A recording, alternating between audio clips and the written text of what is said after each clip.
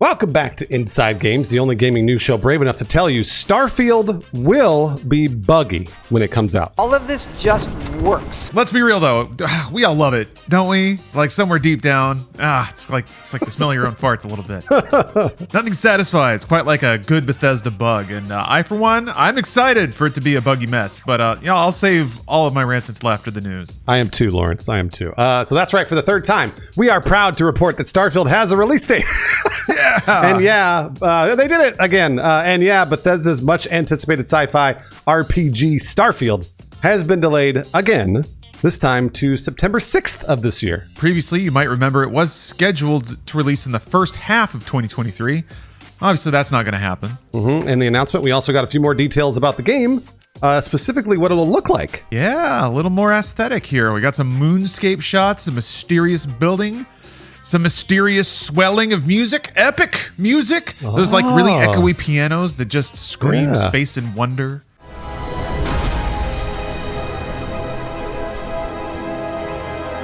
After the announcement date, we also saw producer and Oblivion veteran Tim Lamb playing Starfield, and we spotted some new environments, including a rocky canyon with scrubby undergrowth. You have to admit, it was a fun callback. They even kind of edited in a video that they had made more than a decade ago of the making of Oblivion.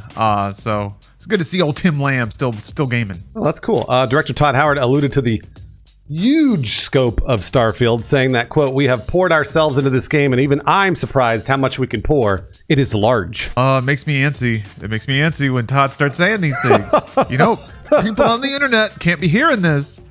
But anyway, if you're not familiar with Starfield, here's what we know so far. It's not very much, but here it is.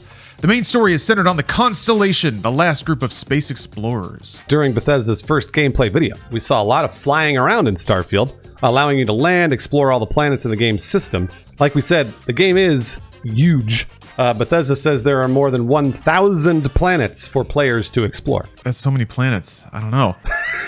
Howard said that we'll learn even more at a June 11th showcase, that's E3 in time, usually. So that's pretty normally timed, I guess. I thought E3 was just scattered to the wind, so maybe it's still attracting some big announces. As Todd Howard put it, quote, "There's so much that we still have to show you," describing the gameplay of Starfield as having, quote, "many of the hallmarks that you'd expect from us, but it's also a very unique experience." Sounds like bugs, then. Good.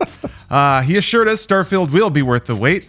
And Todd has always told the truth, so I'm still excited. All of this just works. He's never lied. That's one thing I know about Todd, never once. Howard added, quote, "We know you've waited a long time to play something new from us. Believe it or not, we're kind of the same. We miss it." And I actually believe him when he says it, by the way. And there has been a long history of delays for Starfield. It was originally set to launch on November 11th, 2022, an echo of Skyrim's release date of 11/11/11. Yeah, that would have been cool, but not worth people crunching to meet it.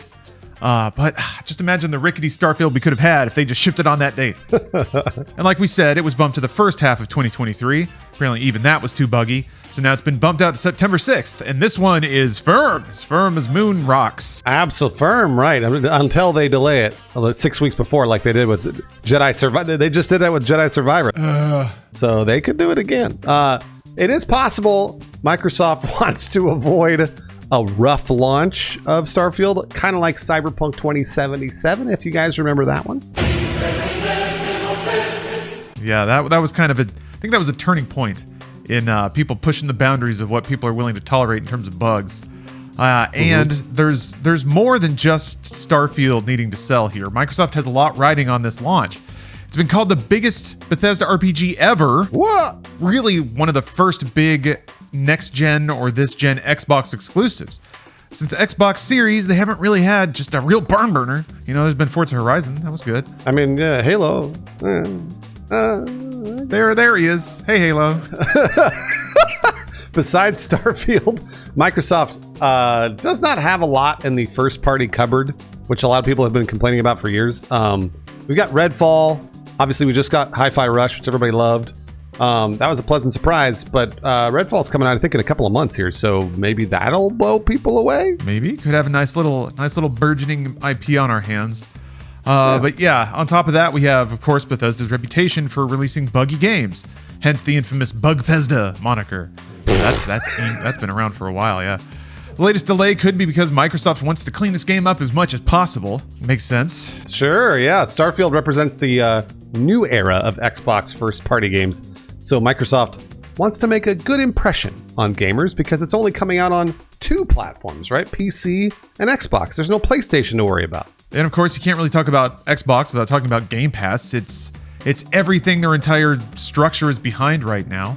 And this is the first time that Microsoft is going to launch a sort of new prestige AAA big box game on Game Pass. So Game Pass has had other games, high profile Xbox published titles like Microsoft Flight Simulator, Forza Horizon, Psychonauts 2. But in terms of popular potential, the ability to just reach a lot of people and have a lot of baked in appeal, Starfield's kind of on another tier from those games. Lawrence, you keep forgetting Halo. Oh, right. Halo, Robot Man. Yeah. Come on, Halo Infinite. It's infinite. Yes, Halo. I promise I'll put it in the next list. So this potential could cut both ways. Here's the problem. If the game's great, then Microsoft will probably have an easy sell converting more subscribers for Game Pass. But if it is a buggy mess, Game Pass would be associated with that too, especially with Sony claiming that model can't support prestige games. This is the chance to prove that Game Pass can work or that it can deliver those premium titles in addition to a swath of indie games. So if they stick the landing, they can get a lot of subscribers and keep them for a long time. But if they fall, they're going to own it. So, and wouldn't you know it, in terms of Game Pass not being able to support prestige titles, Starfield is now launching directly against a Sony prestige title this fall. Oh, well, if that doesn't get delayed, which is a very real possibility, but if Starfield launches in September, then it's going to have to compete with Marvel's Spider-Man 2 from Insomniac, which actually releases exclusively on the PlayStation 5 this fall. That's really interesting because it's not even on the PlayStation 4. So that's a really great head-to-head. I'm actually really excited to see if those games both come out at the same time. What sells more? How many people are playing each? Boy, that's super cool. Yeah, there should be some. It's a nice head-to-head. I agree. It's a good football quarterfinal. Yeah. I don't know. It's I think Spider-Man's got it though. Like no matter what, Spider-Man's a known brand. Yeah. Wow. The original sold a ton.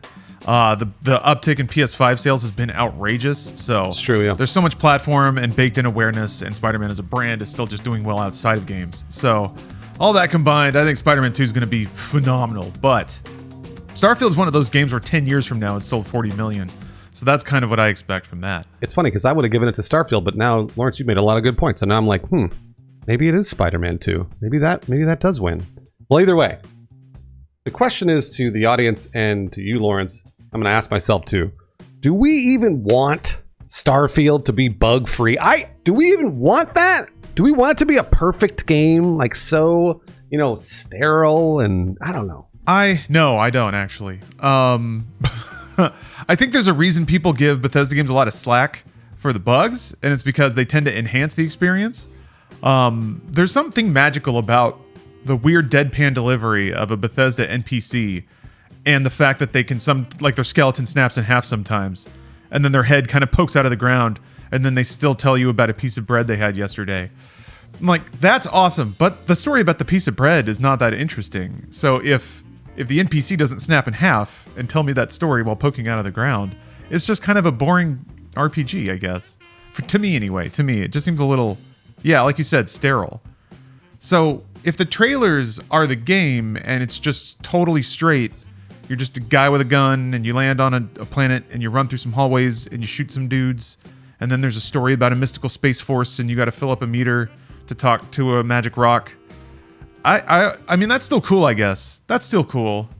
But it would be better if the rock just turned into a hamburger or something. That's where the magic is, and I hope it's there. Man, you're totally right. Even people because there are going to be a lot of complainers when Starfield comes out about how buggy it is, because it's going to be buggy.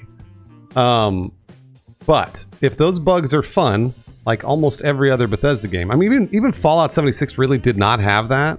76 was just empty. And there wasn't much going on in terms of bugs. So hopefully Starfield doesn't have to worry about that. I would just love to see people instead just buy into the bugs. Just love them. Because it doesn't matter how many times this game is delayed. It's going to be buggy when it comes out. It's gonna. And every modder is going to go, I can fix this, I can fix this, I can fix this. We can add giant tits, we can add giant ass.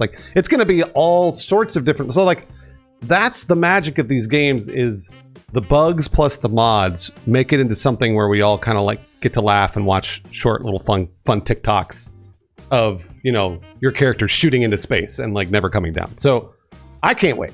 I'm very excited for them to do a single player video game, because Fallout 76 was not good.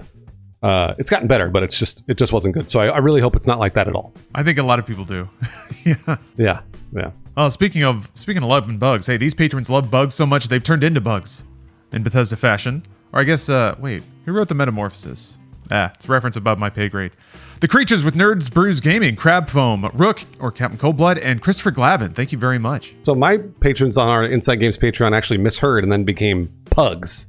So they love pugs. People love pugs. Which pugs are great, by the way. Sean McLaughlin, Charles Gard, Nightport, and Loveless. They love pugs just like I do.